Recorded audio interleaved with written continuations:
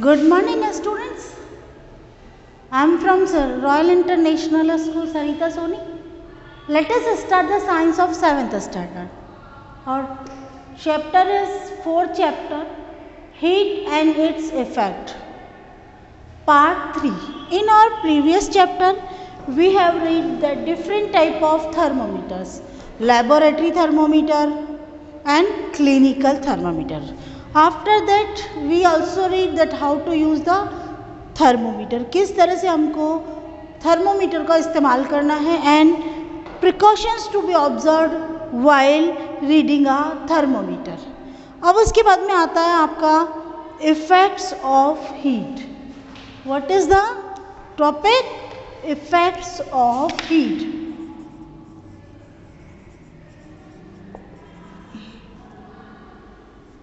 आपके हीट के क्या इफेक्ट होते हैं? इफेक्ट्स ऑफ हीट में क्या आ जाएगा? जब whenever you heat an object, many of the changes takes place. बहुत सारे उसमें चेंजेस होते हैं. उसके लिए सबसे पहले हम क्या करते हैं कि एक सिंपल सी एक्टिविटी करते हैं. First of all we have to cook the vegetable.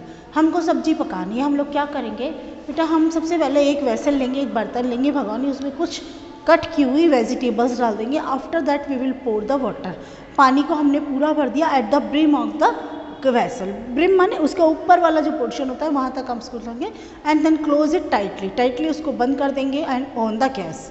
Gas हमने ऑन किया. After some time we will observe that water has become warm. पानी आपका गर्म हुआ. After some time it will start boiling वाइगरसली.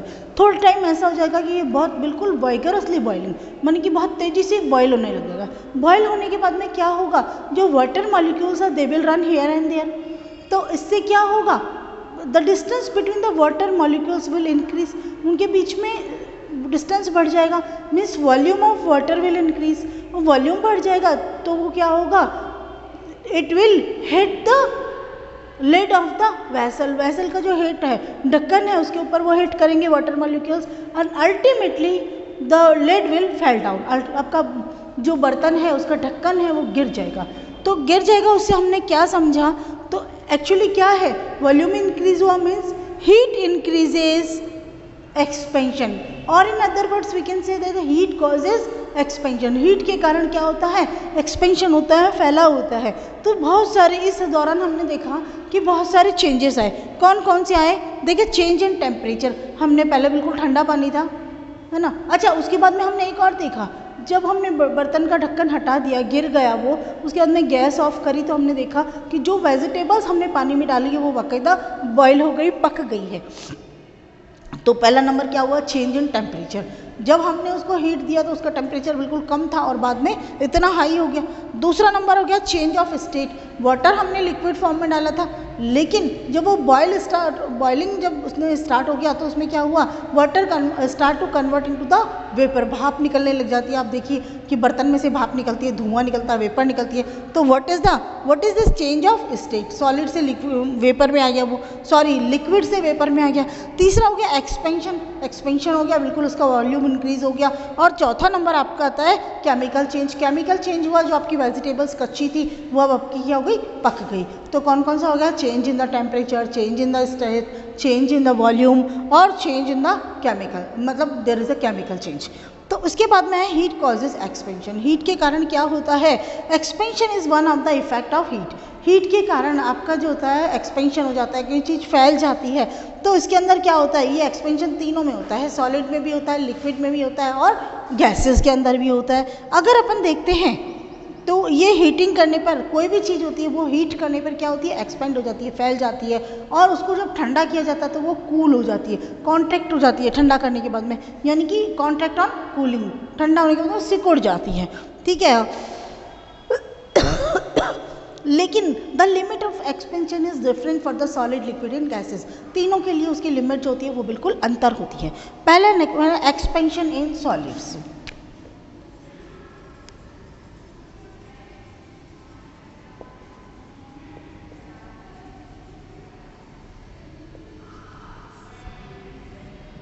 Expansion in solids के अंदर क्या होता है कि the molecule in solids are closely packed together. देखिए किसी भी सॉलिड के अंदर जो मॉलिक्यूल्स होते हैं वो बहुत पास होते हैं, नज़दीक होते हैं। When we provide the heat, हम जब उसको हीट करते हैं तो इट मीन्स उसका क्या होगा, it will increase the temperature of the solid. Solid का टेम्परेचर बढ़ जाएगा। Due to increase in the temperature the molecules which were closely packed, जो गैप था वो बिल्कुल कम था। गैप किसे कहते हैं हम, space between the molecules, molecules के बीच में तो गैप होता है उसको हम कहते हैं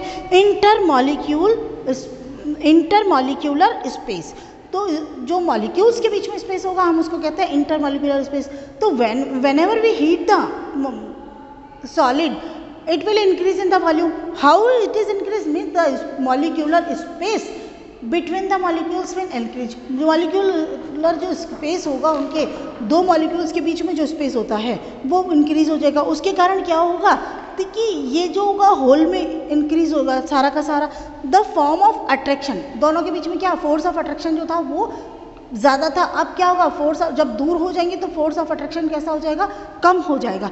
तो जो इतना स्ट्रांग था वो हो जाता है। वहाँ पर जो मॉलिक्यूल्स होंगे दे वाइब्रेट देयर मीन पोजीशन, अपनी मीन पोजीशन के ऊपर वो लोग जो मॉलिक्यूल्स है वो वाइब्रेट करेंगे। और हीटिंग करने पर सॉलिड में क्या होगा, vibration of these molecules increase. In molecules का जो वाइब्रेशन होगा वो इंक्रीज होगा। The increase in the average distance between the molecule. अब जब वाइब्रेशन स्टेज हो गया तो उनका जो एवरेज डिस्टेंस था बीच के अंदर कि इतनी दूरी पे थे, नहीं सब वो तो इतनी दूरी पे आ जाएगी, क्यों, एक्सपेंशन हो गया वहाँ पे। और the volume of the solid increases, उसके अंदर क्या हुआ, जब हुआ तो इसका मतलब सॉलिड का वॉल्यूम हो गया। पहले मॉलिक्यूल यहाँ तक था, अब वो जब हमने हीट दी वो यहाँ तक हो गया, मतलब उसका वॉल्यूम क्या हो गया, वो इंक्रीज हो गया। तो सॉलिड एक्सपेंड्स ऑन हीटिंग। दूसरा नंबर आता है कि एक्सपेंशन इन लिक्विड्स।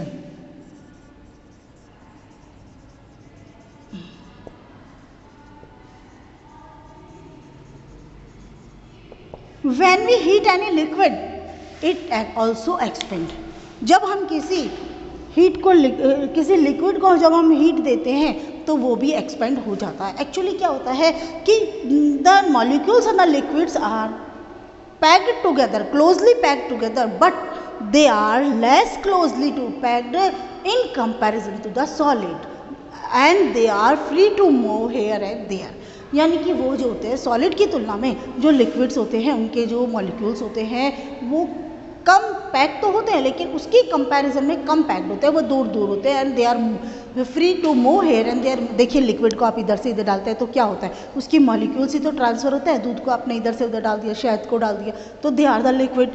तो ऑन हीटिंग जब हम the space between the molecule in liquid is move, क्योंकि स्पेस ज़्यादा होता है और उसके अंदर molecules as the molecules are of the same distance away from each other, वो एक दूसरे से एक दूरी मेंटेन करके रहते हैं, लेकिन उनके बीच में जो फोर्स ऑफ अट्रैक्शन होता है it is not so strong as solid. Solid की तरह स्ट्रांग नहीं होता, उसकी तुलना में वो कम होता है। देखिए सॉलिड को अगर आप डालेंगे तो कोई चीज़ क्या होगी, वो पूरा का पूरा चीज़ उसमें जाएगी, टूट के नहीं जाएगी, धार बंध के नहीं जाएगी। लिक्विड में आप डालेंगे तो इस तरह से धार बंध के जा रहा है, तो मतलब फोर्स ऑफ अट्रैक्शन जो होता है वो इतना ज़्यादा नहीं होता है जितना कि सॉलिड के अंदर होता है। जब हम किसी लिक्विड को the molecules then can thus move freely inside the liquid, liquid में वो फ्रीली घूम सकते हैं। ऑन हीटिंग द लिक्विड, जब लिक्विड को गर्म किया था the expansion the vibration of this molecules increase, और जब वाइब्रेशन जो होता है वो इंक्रीज होगा। When vibration will increase they will expand, तो average distance between the molecules will increase. जो मॉलिक्यूल्स के बीच का एवरेज डिस्टेंस है वो भी आपका बढ़ जाएगा, और इसके कारण क्या होगा, इसकी वॉल्यूम लिक्विड का क्या बढ़ जाएगा, वॉल्यूम बढ़ जाएगा। देखिए इतना सा डिस्टेंस था, इतना बड़ा, तो मतलब वॉल्यूम बढ़ गया। और जब वॉल्यूम बढ़ जाता है तो in simple the liquids expand on heating, यानी कि expansion in liquid is more than solid. यानी कि अगर अपन गर्म करते हैं किसी चीज़ को, टेम्परेचर देते हैं, तो जो लिक्विड में एक्सपेंशन होगा वो सॉलिड की तुलना में ज़्यादा होगा। नंबर 3 आता है एक्सपेंशन इन गैसेस।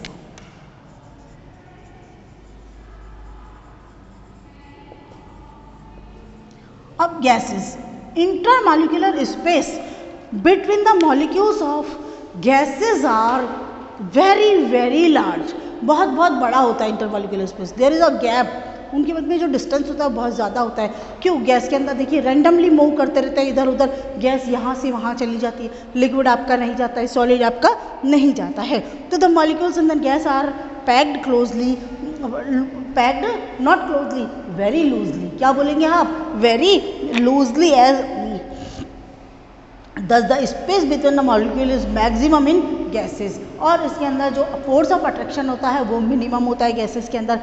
क्या? स्पेस तो मैक्सिमम होगा, जब दूरियां बहुत ज़्यादा हो गई तो फोर्स ऑफ अट्रैक्शन क्या हो जाएगा? मिनिमम हो जाएगा। तो ऑलमोस्ट जो होता है वो अपन जीरो भी कह सकते हैं।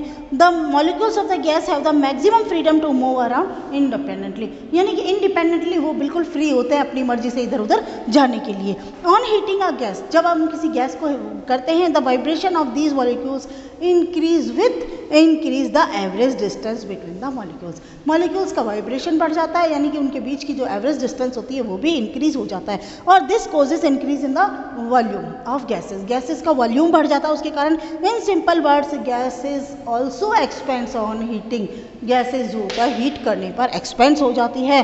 There expansion is very large as compare to solid and liquid. देखिए सॉलिड को गर्म किया एक्सपेंड हुआ, लिक्विड को गर्म किया वो एक्सपेंड हुआ, लेकिन उसका एक्सपेंशन सॉलिड से ज़्यादा था। और गैसेस को गर्म किया उनमें भी एक्सपेंशन हुआ, लेकिन उनका गैसेस का जो एक्सपेंशन था वो सॉलिड और लिक्विड दोनों से ज़्यादा हो गया। अब है एक्सपेंशन अराउंड अस, हमारे आसपास के अंदर कौन कौन से एक्सपेंशन होता है। सबसे पहले आपने देखा होगा जो स्टील के ब्रिज बनते हैं is made to rest on rollers, वो रोलर्स के ऊपर रखे होते हैं। तो रोलर्स जो होते हैं उनके तो देखिए आप बुक में देख सकते हैं पेज नंबर 36 में देखिए ये रोलर्स दिखाई देते हैं आपको। ये रोलर्स के बीच में हम लोग क्या करते हैं, एक स्पेस रखते हैं। क्यों? Because during the summer time when due to the heat, इतनी ज़्यादा हीट होती है, जब इसके ऊपर से गाड़ियाँ निकलती है तो भी एक हीट, दो चीज़ टकराती है तो हीट तो डेवलप होती है। तो उस हीट के कारण क्या होता है, रोलर्स विल एक्सपेंड, और एक्सपेंशन ऑफ रोलर्स हो जाता है तो वो अगर जगह नहीं होगी तो क्या होगा, क्रैक हो जाएगा। तो इसीलिए ताकि वो एक्सपेंशन हो जाए तो कोई प्रॉब्लम ना आए। दूसरा नंबर आता है, आपने अलार्म देखी होगी। अलार्म में क्या होता है बेटा कि अलार्म, फायर अलार्म जो होती है उसमें दो स्ट्रिप्स होती है, दोनों मेटल की होती है, एक उसकी आयरन मेटल की होती है और एक दूसरी होती है ब्रास की। Both expands on heating, iron as well as brass. But if we compare these two metals, अगर हम दो मेटल को कंपेयर करते हैं तो बेटा जो आयरन होगा उसका एक्सपेंशन कम होगा in comparison to the brass. Brass के कंपैरिजन में उसका एक्सपेंशन जो होता है वो कम होता है, यानी कि ब्रास जो होती है वो बहुत ज़्यादा एक्सपेंड हो जाती है, ज़्यादा वो फैल जाती है। तो जब क्या होता है, brass moves when the brass strip is heated, जब हम इस ब्रास स्ट्रिप को हीट कर देते हैं, यानी कि आग लग गई सपोज करिए, तो it bends on the side of an iron strip. वो क्या होगा, जो साइड में उसकी आयरन की पट्टी रखी हुई ना उसके ऊपर आ जाएगी पिघल के, ठीक है, एक्सपेंड होकर उसके ऊपर आ जाएगी। एंड एज जो ही वो इसकी तरफ मुड़ेगी, टच करेगी तो सर्किट आपका कंप्लीट हो जाएगा, और सर्किट कंप्लीट होते ही अलार्म जो होता है वो स्टार्ट हो जाएगा। The bell starts ringing to give an alarm, bell क्या करेगी, आपको एक अलार्म दे देगी। And as the fire is put out, जब आग पूरी खत्म हो जाएगी, the strip gets cooled, strip क्या हो जाएगी, ठंडी हो जाएगी। एंड स्टैंड्स अप अगेन, जो पहले वाली पोजीशन थी उसी में आ जाएगी। This causes the circuit to break the switch off the alarm, और इसके कारण सर्किट टूट जाएगा। सर्किट टूटा तो आपका अलार्म बंद हो जाएगा। अच्छा, तीसरा एग्जांपल आप देखिए, जो रेलवे ट्रैक होते हैं। रेलवे ट्रैक देखिए बुक में देख सकते हैं आप, रेलवे ट्रैक दिख रहा है आपको, जो ये फिश प्लेट्स दिख रही है इसके अंदर। तो समर के दौरान क्या होता है कि आयरन जो होता है एक्सपेंड होता है to allow expansion, space is left between the two sections of the railway track. Railway track के दो सेक्शन के बीच में एक स्पेस छोड़ा जाता है ताकि जब भी उसमें एक्सपेंशन हो किसी तरह का कोई नुकसान ना हो। चौथा नंबर हो गया लिक्विड थर्मोमीटर। लिक्विड थर्मोमीटर जो होता है वो बेस्ड, लिक्विड जो होता है वो थर्मोमीटर होते हैं, इसके अंदर क्या होता है आपका मरकरी भरा होता है, और मरकरी क्या होता है कि जब हीट मिलती है तो एक्सपेंशन होता है उसके अंदर भी, और इसी बेस के ऊपर आपका ये थर्मोमीटर काम करता है। अब now come to the transfer of heat.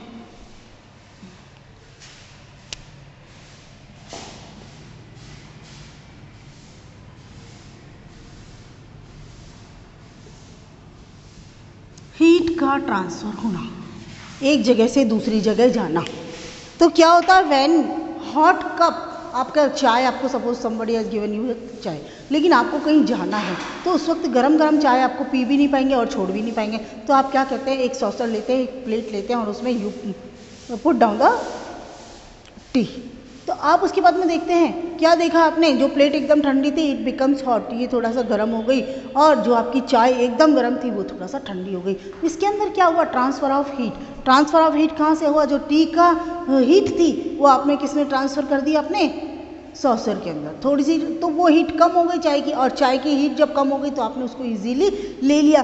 तो this is what is this is the transfer of heat, the flow of heat from a body at a higher temperature to another body, ठीक है ना। The flow of heat from a body, किसी भी body से heat का flow at a high temperature to another body, high temperature है उससे दूसरी बॉडी में, या और to another part of the same body, या एक ही बॉडी की एक दूसरा जो पार्ट है, सेम बॉडी है लेकिन दूसरा पार्ट है, वहाँ पर जो होता है एट अ लोअर टेम्परेचर, लेकिन उसका टेम्परेचर क्या है, लोअर है, तो उस वहाँ तक जब हीट का ट्रांसफ़र होता है तो उसको हम कहते हैं ट्रांसफ़र ऑफ हीट। इमेजिन करिए कि your teacher has to distribute notebooks of the some student in the class, how can it is the, हम लोग कहते हैं टीचर ने आपको क्या कहा, please distribute these notebooks in the class, आपको क्लास के अंदर नोटबुक्स को डिस्ट्रीब्यूट करनी है। 3 तरीके हैं। पहला number, he can hand over the notebook to the first student and ask him to pass it to the next student.